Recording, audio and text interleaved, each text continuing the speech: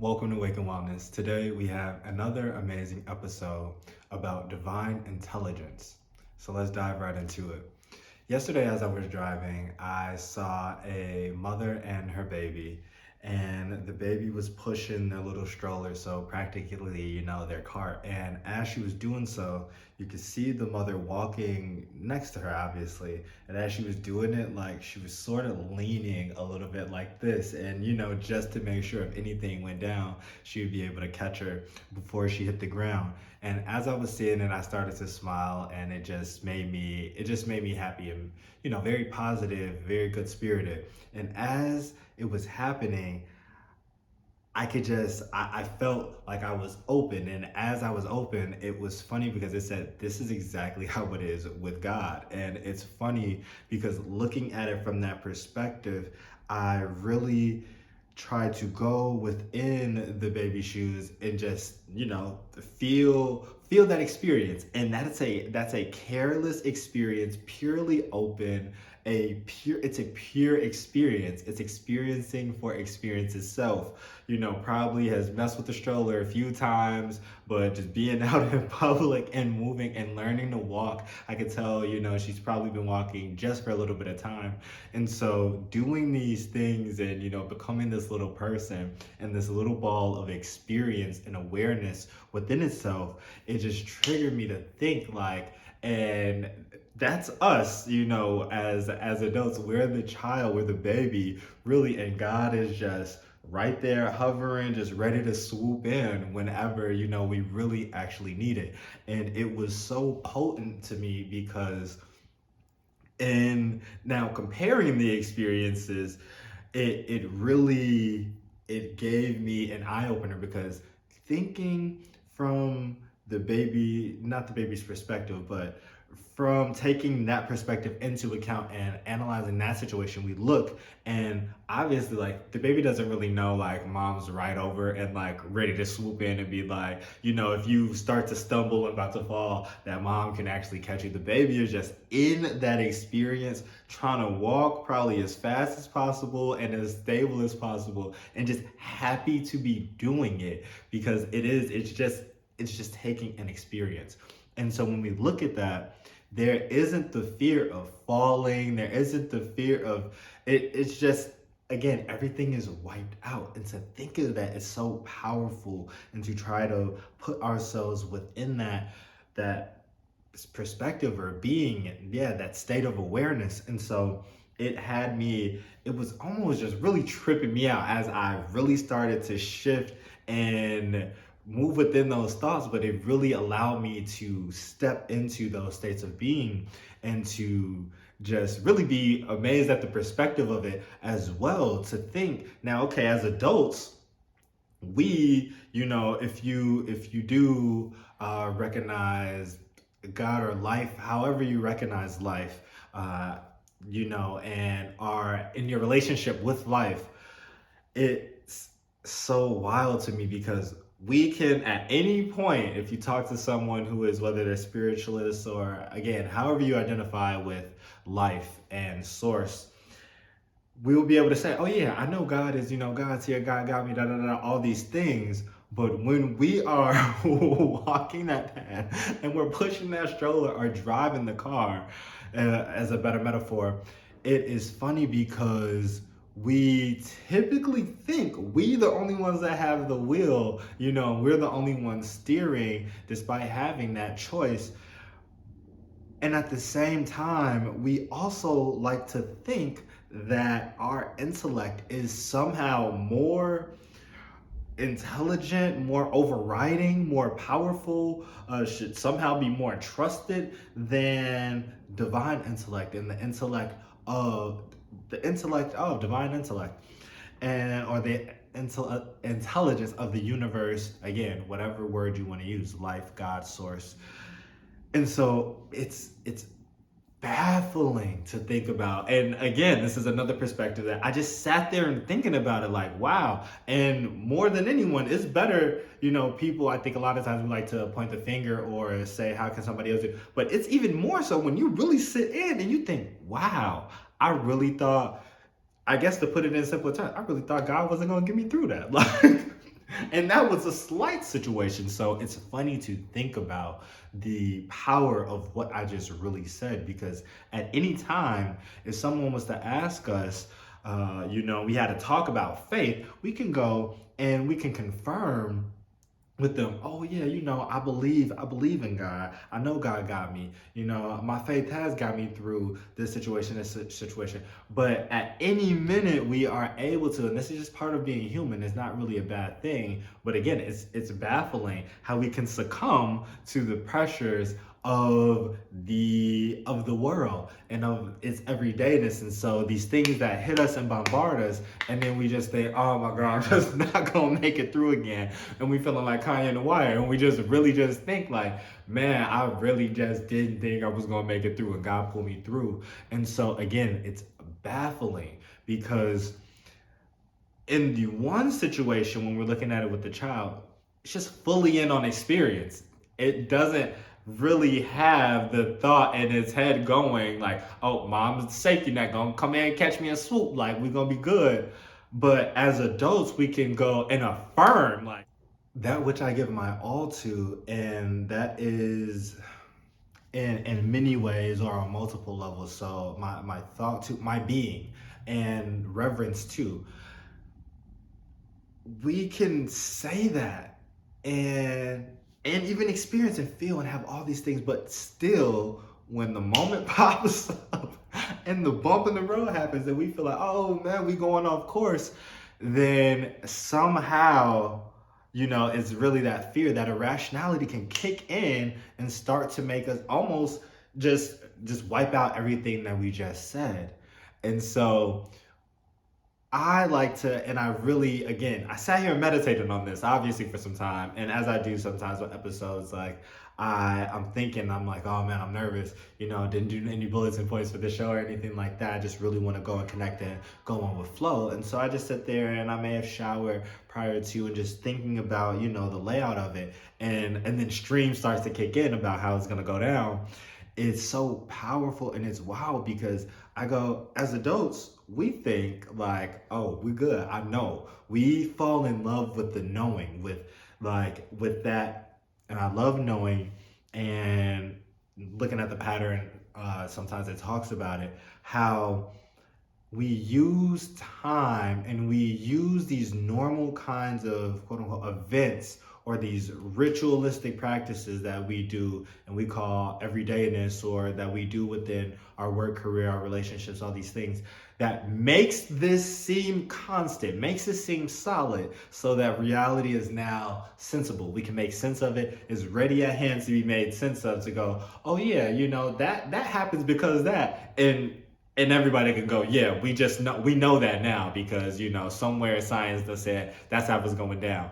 But in reality, we are really we're more so like the child, or almost have more of a disadvantage, in a sense that we have now used knowing as a coping mechanism, and then using that coping mechanism to really push out divine intelligence and going, oh yeah, we got us. We know that we're going to be good, when in all reality, if divine intelligence really was just shut this down, shut all these normal patterns that you are seeing and taking for, that's just how this goes down. Breathing, we take it for granted because it's so on call and so alert. And I think we're going to get to camp, somebody's going to say, or, okay, actually, I want to relate two of these, because the camps are going to be the same in the sense, awareness. This is something it's so powerful, and it is all, it's the totality of all. And when we talk about it, it's like, okay, let me say I am, and we talk about manifesting, I am happy, and I start to smile, and it starts to, you start to vibrate, you become alive. Or you say I am sad, and the expression starts to go with it. And from that moment that we utter those words, we have already started to bring about this within the universe, and it reverberates, and it's back. The universe is a reflection of.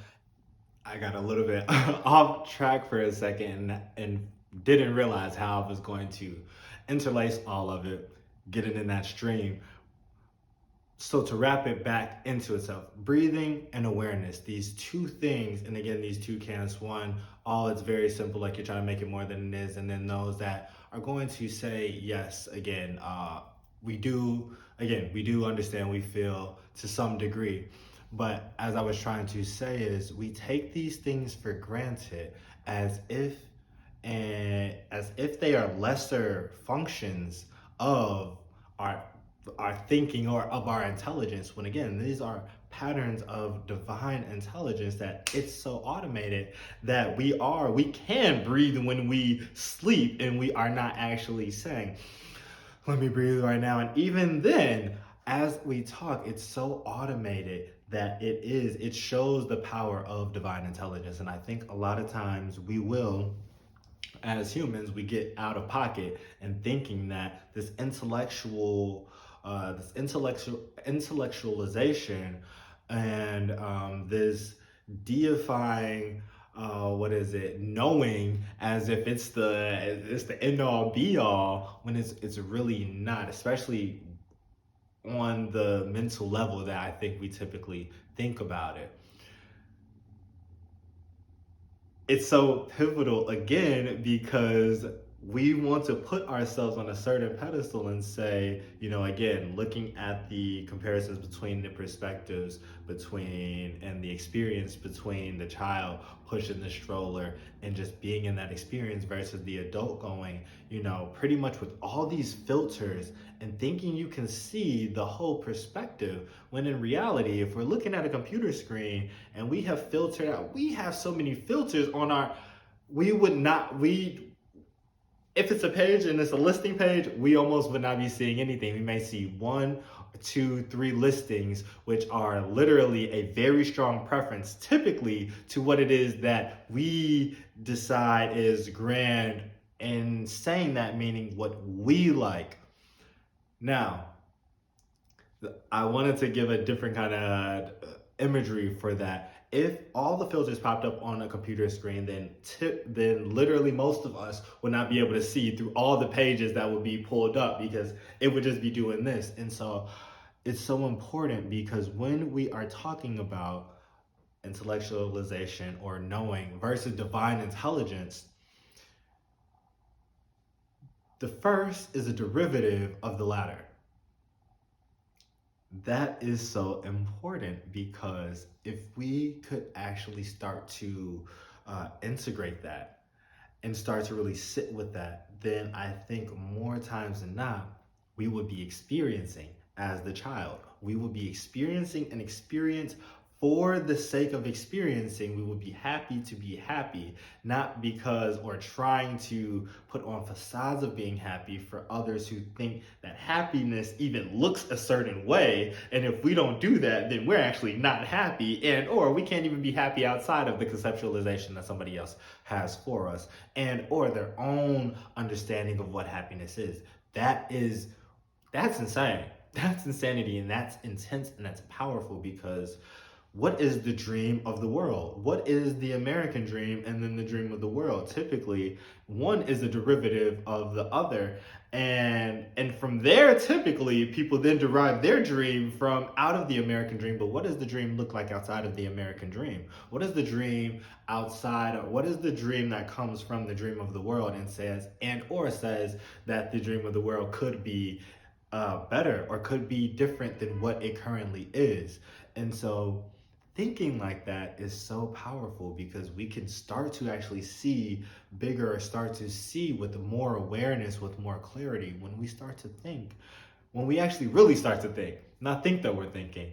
And seeing that again, I just have the image in my mind, just her like a movement. She's pushing it, like her pigtails almost swinging, and her mom almost looking like the Leaning Tower of Pisa, but like still giving her enough cushion so that like she can do her thing, and it feels as if it is all like it's all her, and to some degree it is. But again, like the derivative of the child is a derivative of the parent, and the parent is hovering and making sure that it will get to the destination.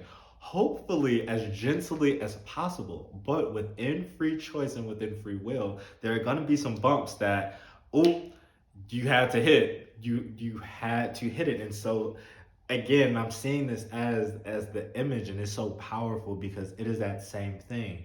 Giving us free will, that is our choice. We are gifted, and our gift is free choice. It is free will. Choice allows us to be autonomous. It allows us to actualize the self in the way that we have chosen. And typically, when I say chosen, I'm typically talking about before we reincarnate into the form that we have, that animates in the physical plane. And so that's so powerful and important to think about, because just like that, again, as we stumble, Source is by our side and still straightens us out and lets us know through the comfort of everything's gonna be all right, everything's all good. Continue on your journey. And again, it never ceases to amaze me our ability to really, our hubris on our own intelligence, because we are so smart, and it reminds me of Panic at the Disco. But everybody's so smart, but yet we're too smart to talk to God. And that's so powerful because it's like, I can figure this out, I can figure this out, I can figure this out. And that's just the ego, again, starting with the first word, I. Anytime it's way too much I, you know it's the ego, and that's a conceptualization, that's a construct that's been created to really, it's like a facade. It's a facade of the self that says, like, again, starting with I. It's this body, it's this I, and it just thinks that it can take on all. And that is not, it's a derivative of the divine intelligence to give, again, the self some kind of sense and in connection with the mind. It's a mechanism, that it's a tool. It's supposed to be utilized in a way that goes with the whole mechanism and is in unison with, not a standalone and thinking that it really runs the show. Because again, even like our own intelligence, which we love to give so much honor to, but yet we doubt and will find any reason to go against the intuition and against the divine intelligence, but yet we just say intelligent, because that's logical, that makes sense, that we want to just back that up. But to be honest, again, if we were to pull ourselves out of the I know how this all is going down and go back into that more childlike, and really look at it, we don't really know anything that's really going down with how things are in the real sense, outside of what we can make sense of, and we say, this is how it is, this is how it is. Again, the divine intelligence has us faded. The divine intelligence has a pattern that is outside of. Before doing this episode, I was even thinking, I try to intellectualize everything. And as I kept doing it, it felt like it just kept getting infinitely bigger. But what I actually felt like was it kept showing me how small you're. First, it can be however big you want it to be. It can be however small you want it to be. But that is a given of your mind and the capacity of your mind. So once you even conceptualize that, you're like, oh my God, my mind is so small in the sense of, into the comparison of everything, because everything keeps getting like swallowed. It's like a fish keeps eating the fish and it just keeps getting bigger. And the biggest fish is everything. And then in that biggest fish, really, everything gets swallowed up by God and what God really is, because it just showed me how you have to get outside of your own mind in order to even, that's just the diagram that I just gave us. And that visualization is just a glimpse, just so we can start to have a dialogue about, to give characterization to God. But that still was the furthest thing away from what everything really is. That is just it's a rationalization built out of a actualization or an internalization or a realization that has caused a transformation to be able to actually talk about that and try to give some kind of idea of what God could could even be or even is, or what is that? Qualities, divine qualities. And so all of it, again, I'm still having now, like my mind just keeps opening to what this whole episode really is about. Us stumbling, and more so more times than not, it is us who is limiting and blocking and really putting up all of these blocks and these I only can use blocks because I could feel that's really what it is, and that's what a blockage is.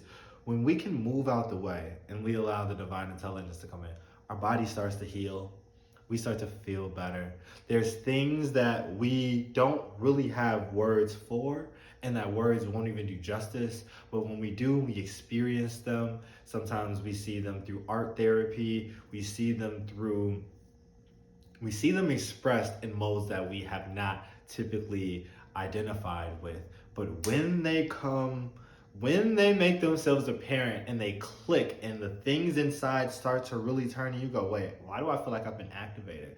Something different happens because we have allowed that's going with the flow, and not just going with the flow, really telling ourselves, accepting and letting the divine intelligence know, I'm one with you now.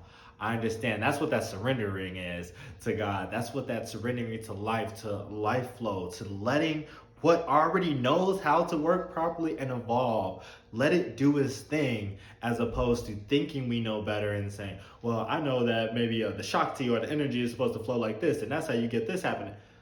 Sometimes we need to say, divine intelligence is beyond me. Do your thing.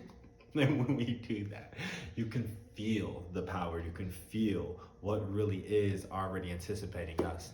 And that's the power of, again, moving out of the way. And again, all of this came from that me seeing, again, the mother hovering over the child and really being like, unbeknownst to the child, I got you. And so just keep going on your way, keep doing what you're doing, and experience to experience, love to love.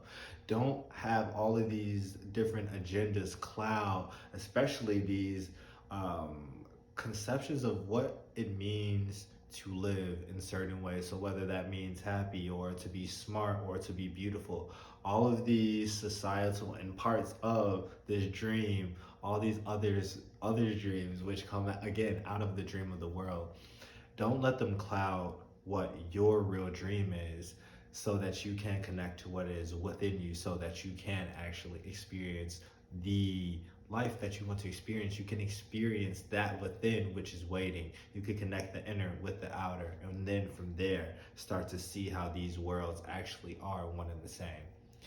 I hope you guys enjoyed this episode. This was a really great one for me. I feel like I could keep talking so much more, but that's also why I want to cut it. It's short and sweet, and it hits exactly on what we were talking about in terms of stumbling and knowing that source has us, and allowing us to just say, okay, I maybe I don't know. Let me see what the divine intelligence has for me and has in store, So until next time, this is 𝗧𝗵𝗲 A𝗿𝘁.